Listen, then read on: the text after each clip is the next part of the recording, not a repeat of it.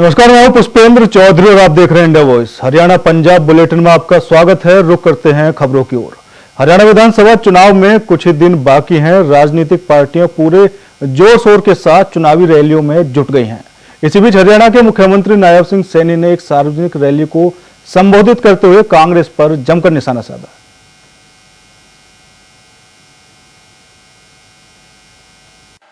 माननीय गृह मंत्री जी, आप हरियाणा में पहले भी आपका कई बार इसमें आना हुआ है और अगर मैं गलत नहीं हूं तो शायद हरियाणा के इस हिस्से लहारू की इस धरती पर जिस भूमि के ऊपर हम खड़े हैं, यहां आज आपका पहली बार आना हुआ है और मैं लोहारू की इस सरदारी की ओर से यहां आने पर विशेष रूप से आपका अभिनंदन, आपका स्वागत मैं लोहारू की इस पवित्र जनता की तरफ से आपका करता हूं।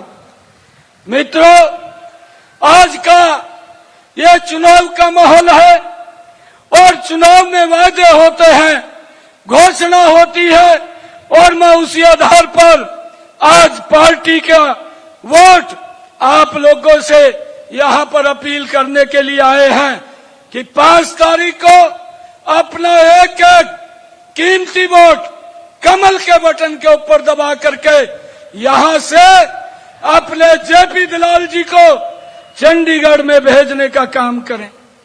आदरणीय अमित शाह जी, आपके दिशा निर्देश में मुझे मात्र 56 दिन का कार्य करने का अवसर मिला है।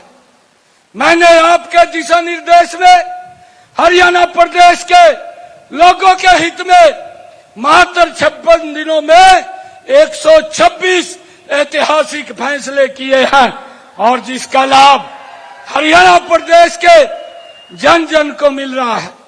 आज इसकी चर्चा भी है।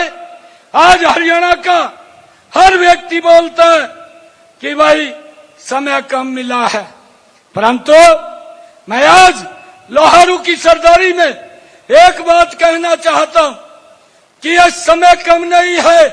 8 तारीख को जब गिनती होगी, हरियाणा में तीसरी बार भारतीय जनता पार्टी की सरकार, यह डबल इंजन की सरकार वो बनेगी और कांग्रेस के लोग, भूपेंद्र हुड्डा, कांग्रेस के बड़े लोग ये बात बोलते हैं कि ये घोषणाएं कर रहे हैं।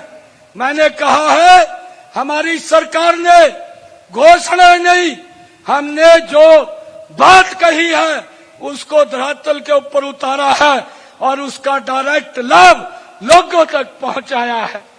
मैं जो ऐतिहासिक फैसले किए हैं आपके नेतृत्व के अंदर, मुझे खुशी है।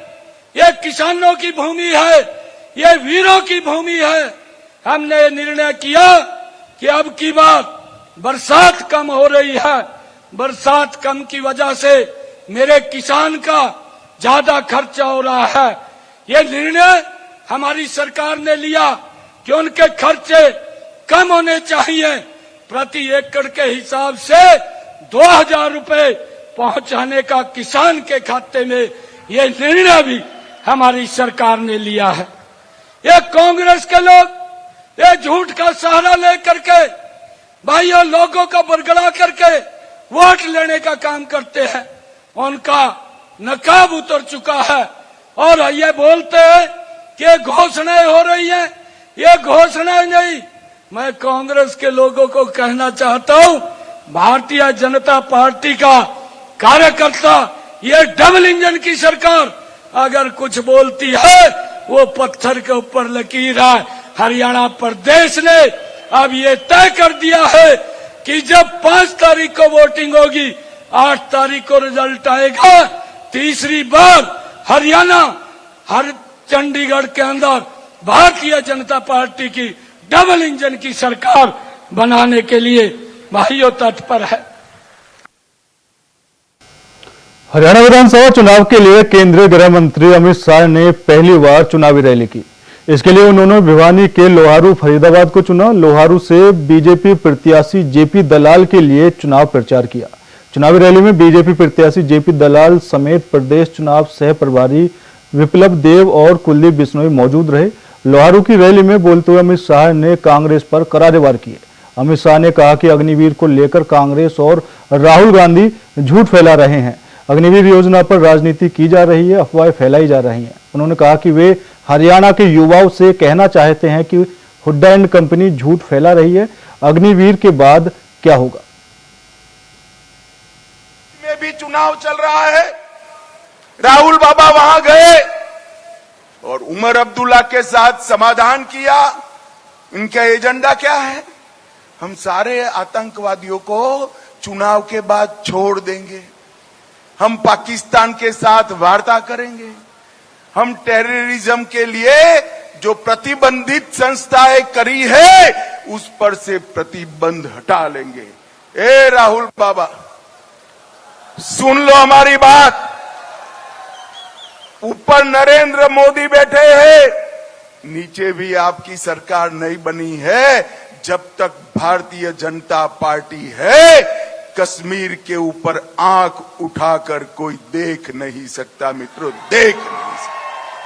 दो खेमे बड़े स्पष्ट दिखाई पड़ते हैं। एक और देशभक्तों की टोली ऐसी भारतीय जनता पार्टी है और दूसरी ओर भ्रष्टाचारियों का एक टोला जो कांग्रेस पार्टी में एकत्रित हुआ है। ये दोनों के बीच में आपको तय करना है। भाजपा भरोसेमंद है, कांग्रेस करप्ट। भाजपा का काम समाज कल्याण करना है, कांग्रेस का काम परिवार कल्याण करना है। हमारा संकल्प विकसित हरियाणा, विकसित भारत है। उनका संकल्प परिवार के पोषण करने का है।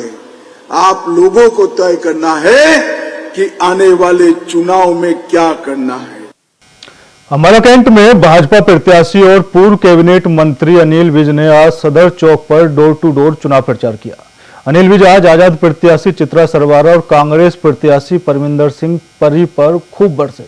विज ने कहा कि कांग्रेस का विधानसभा चुनाव में वर्टिकल डिवीजन हो चुका है। जनता इन नेताओं को नकार चुकी है। कांग्रेस की धड़ेबंदी साफ तौर पर अब लोगों को नजर आने लगी है।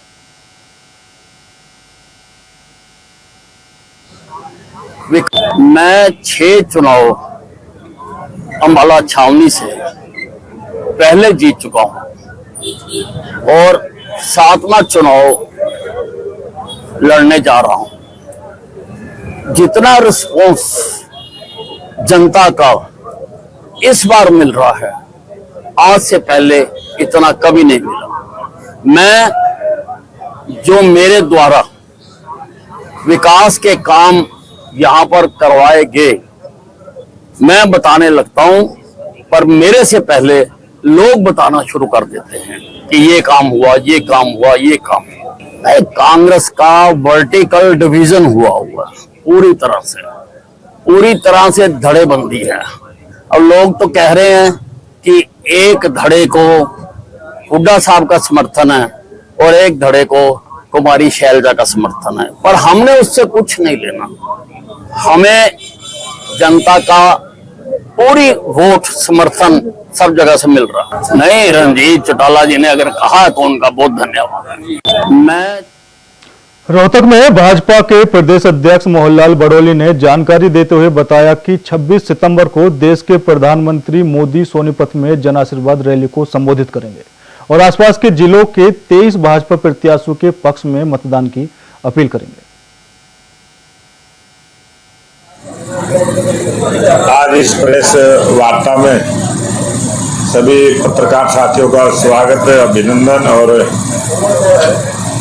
आज का दिन बहुत ही खास है क्योंकि आज देश के लोकप्रिय प्रधानमंत्री और दुनिया के सबसे पॉपुलर नेता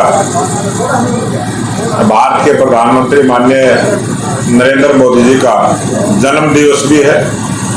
मैं आज आप सभी पत्रकार साथियों को भी देश के 140 करोड़ लोगों को देश के लोकप्रिय प्रधानमंत्री नरेंद्र मोदी जी के जन्मदिन पर बहुत बहुत बधाई शुभकामनाएं देता हूं।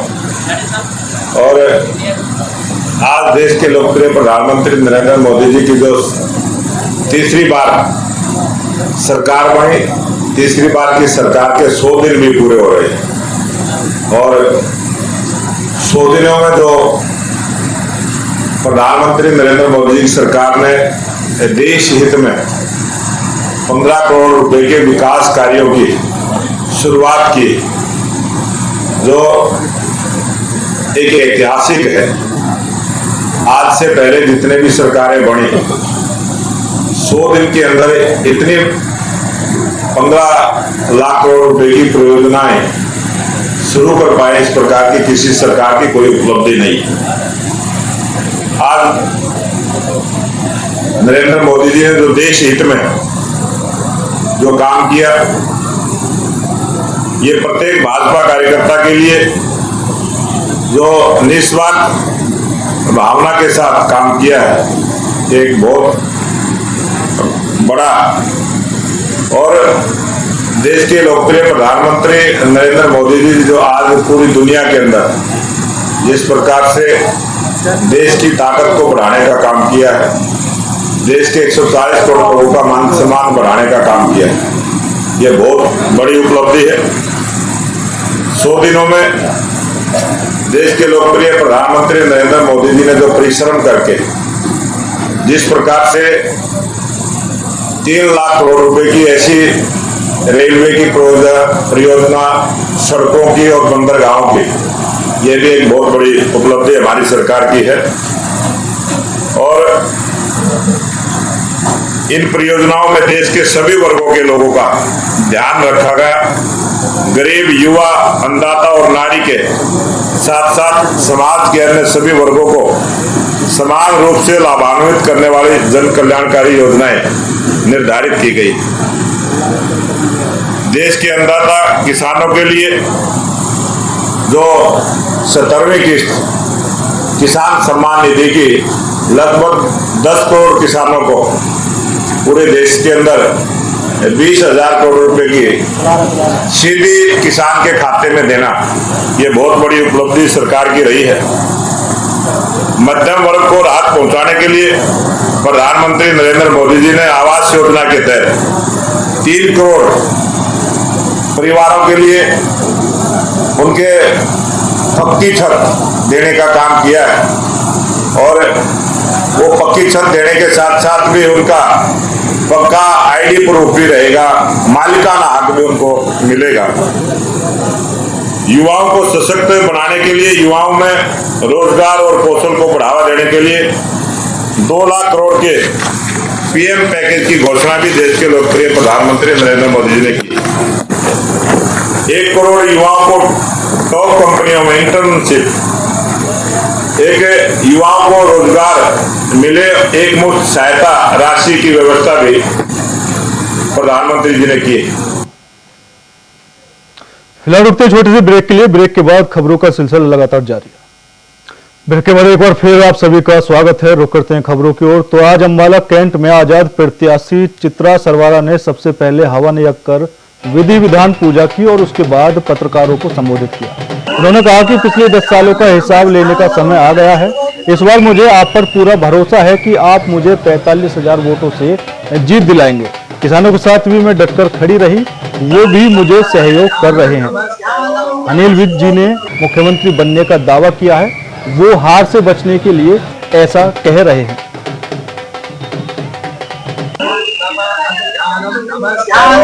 देखिए, मैं यही कहूंगी कि चुनाव आज से शुरू हुआ है। कल हमें चुनाव चिन्ह मिला था और हम कहेंगे बिल्कुल नहीं, अब की बार चुनाव की सीटी बजी है।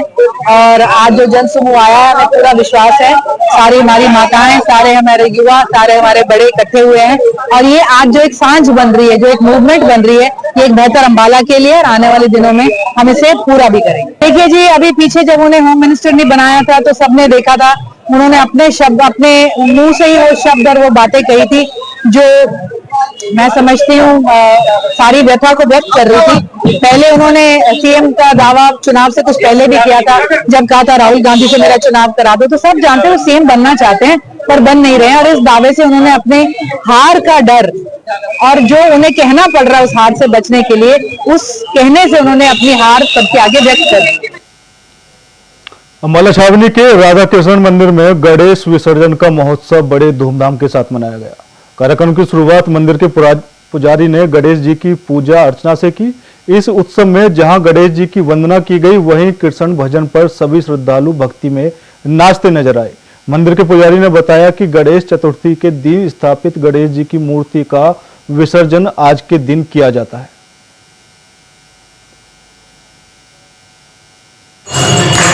राधा कृष्ण मंदिर अम्बाला में गणेश उत्सव मनाया गया। बड़े धूमधाम से राकेश आहूजा जी ने भजन गाए, सबको मन मोहित किया। मैं थोड़ा सा लेट हो गया आने में, पर मुझे इतना अच्छा लगा, मैंने कहा चल शायद हो सकता है कि मेरे भी लोग आवाज सुन के कुछ थोड़ा सा बर्दाश्त कर सके, इसलिए मैंने भी एक दो भजन गाने का सोचा है। बहुत अच्छा आनंद प्रोग्राम उन्होंने राकेश आहूजा जी ने अरेंज कर रखा है और देख के बहुत पॉजिटिव माहौल बना हुआ है, देख के मजा आ गया। गुरु नानक खालसा कॉलेज यमुनानगर की महिला प्रकोष्ठ ने छात्राओं के लिए यौन उत्पीड़न, महिला सुरक्षा और सशक्तिकरण जैसे महत्वपूर्ण विषयों पर एक प्रभावशाली जागरूकता कार्यक्रम का आयोजन किया। इस कार्यक्रम का उद्देश्य युवा महिलाओं में जागरूकता पैदा करना और उनमें आत्मविश्वास और आत्मनिर्भरता की भावना को बढ़ावा देना था। उद्देश्य था छात्रों में अवेयरनेस लाना, जितने आपने देखा होगा पिछले कई दिनों से समाज में कई कुरीतियां बरत रही हैं और कई ऐसे हादसे हो जाते हैं जो लड़कियां छिपाती हैं अपने आप से, अपने घर वालों से, अपने टीचर से। तो उनको अवेयर करने के लिए ये प्रोग्राम रखा गया था ताकि बच्चे खुल के अपनी जो प्रॉब्लम्स है वो अपने माँ बाप को या अपने अध्यापकों को बता सके। इसमें हमने कई कमेटीज बनाई हुई हैं। उन कमेटीज में अपनी किसी भी तरह की प्रॉब्लम है, सबसे पहले तो वो बच्चा अपने टीचर को ही बता सकता है अगर कोई ऐसी प्रॉब्लम है। अगर उसके बाद प्रॉब्लम नहीं है तो हेड ऑफ द डिपार्टमेंट है, उसको अपनी प्रॉब्लम बता सकता है। उसके बाद हेड के बाद डीन है कॉलेज का, उसके बाद प्रिंसिपल, वाइस प्रिंसिपल है, उनको अपनी इंटीमेशन दे सकते हैं। कोई भी ऐसी समस्या है उसका समाधान ढूंढने के लिए वो बच्चा किसी भी टाइम पे बच्चा अपने टीचर्स को और प्रिंसिपल को बता सकता है। इसमें एक स्टूडेंट्स की ग्रीवेंसेस सेल है और इंटरनल ग्रीवेंसेस सेल है। कोई भी कंप्लेंट कोई भी बच्चे की कैसी भी, चाहे वो लड़का है चाहे वो लड़की है, वो अपनी कंप्लेंट दर्ज कर सकता है और उस कंप्लेंट को उसका निवारण किया जाता है बच्चों से मिलकर, और उसके बाद अगर जरूरत पड़े तो उनके अभिभावकों को भी बुलाया जाता है। वो इसलिए किया जा रहा है, सिर्फ लड़कियों को नहीं। मेरा ये मानना है कि लड़कों को भी इसके बारे में अवेयर करना चाहिए। आज पूरे पंजाब में प्रदेश कांग्रेस कमेटी ने डिप्टी कमिश्नर और डीएसपी के दफ्तरों के बाहर धरना दिया। वहीं कांग्रेस नेता राजकुमार वेरका ने कहा कि पंजाब में कानून व्यवस्था का अंतिम संस्कार हो चुका है, जिसके चलते आज पंजाब प्रदेश कांग्रेस कमेटी की ओर से ये धरने आयोजित किए गए हैं। उन्होंने कहा कि पंजाब में आए दिन लूट डकैती हो रही हैं, हत्याएं की जा रही हैं, फिरौती की मांग की जा रही है।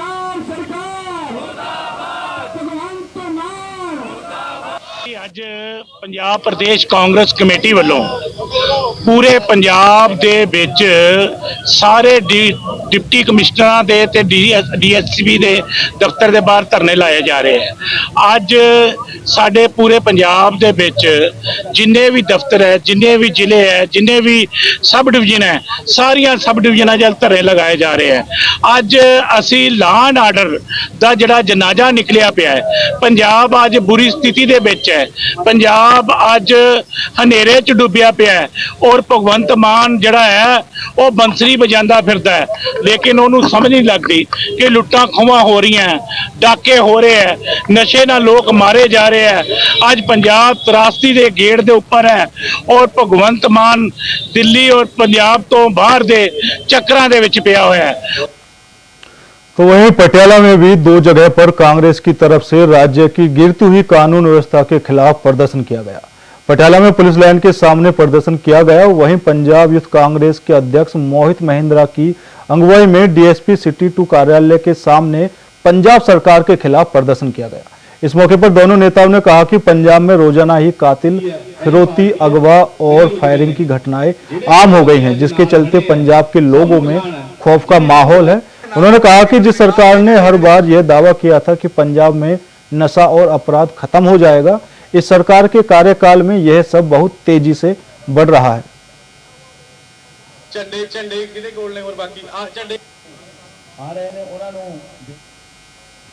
पंजाब पुलिस ने अमृतसर में सीमा पार नशीली दवाओं की तस्करी करने वाले गिरोह का खुलासा किया है। पुलिस ने तस्करों के पास से 4 किलो 580 ग्राम हेरोइन बरामद की है। वहीं हेरोइन के साथ एक युवक को गिरफ्तार भी किया गया है। वहीं दूसरे मामले में 3 लोगों को गिरफ्तार किया गया है। मुख्यमंत्री भगवंत मान और डीजीपी गौरव यादव के निर्देश पर नशा मुक्ति अभियान चलाया जा रहा है। मानयोग डीजीपी पंजाब श्री गौरव यादव जी ਦੀਆਂ सख्त ਹਦਾਇਤਾਂ ਮੁਤਾਬਕ ਨਸ਼ਿਆਂ ਤੇ ਗੈਂਗਸਟਰਵਾਦ ਤੇ ਕਾਬੂ ਪਾਉਣ ਲਈ ਕਮਿਸ਼ਨਰੇਟ ਅੰਮ੍ਰਿਤਸਰ ਪੁਲਿਸ ਦੇ ਅਧਿਕਾਰੀਆਂ ਵੱਲੋਂ ਕਰਮਚਾਰੀਆਂ ਵੱਲੋਂ ਲਗਾਤਾਰ ਇਹ ਮੁਹਿੰਮ ਵਿੱਢੀ ਗਈ ਆ, ਜਿਸ ਦੇ ਤਹਿਤ ਹੁਣ ਡੀਸੀਪੀ श्री मडेर साहब, एडीसीपी 2 श्री मन्नू राणा जी, सरवणदीप जी, एसीपी वैस्ट, एसएचओ कैंटोनमेंट ਅਤੇ एसएचओ रॉबन मसीह ਵੱਲੋਂ एक वड्डी कार्रवाई करदियां होया एक कमलजीत कौर उर्फ मासी वासी गोल्डन एवेन्यू हरगोबिंदपुर शहडा तो करीब 4 किलो ते 580 ग्राम हेरोइन बरामद हुई आ। यह औरत अपने जवाई जुगराज सिंह पुत्र प्रताप सिंह दे नाल रल के सीधे संपर्क विच पाकिस्तान के नशे तस्करां दे नाल हैगी सी। उत्तों यह हीरोइन मंगा के इत्थे वख-वख इलाकिਆਂ सप्लाई करदी सी, जिन्हों 4 किलो 580 ग्राम हीरोइन समेत काबू किया। इसे तरह थाना कैंटोनमेंट दे विच एसएचओ कैंटोनमेंट वालों एक भरोसेयोग सूत्रों तो मिली जानकारी अनुसार लगाए नाके तो पंजाब के स्वास्थ्य और परिवार कल्याण मंत्री डॉक्टर बलवीर सिंह ने आज जिला पटियाला में स्वच्छता ही सेवा अभियान शुरू किया, जिससे स्वच्छता और टिकाऊ स्वच्छता प्रथाओं के प्रति सरकार की प्रतिबद्धता और मजबूत हुई। पटियाला की उपायुक्त प्रीति यादव ने आयोजन किया और बड़ी संख्या में छात्रों, शिक्षकों और गैर सरकारी संगठनों के प्रतिनिधियों ने इसमें भाग लिया।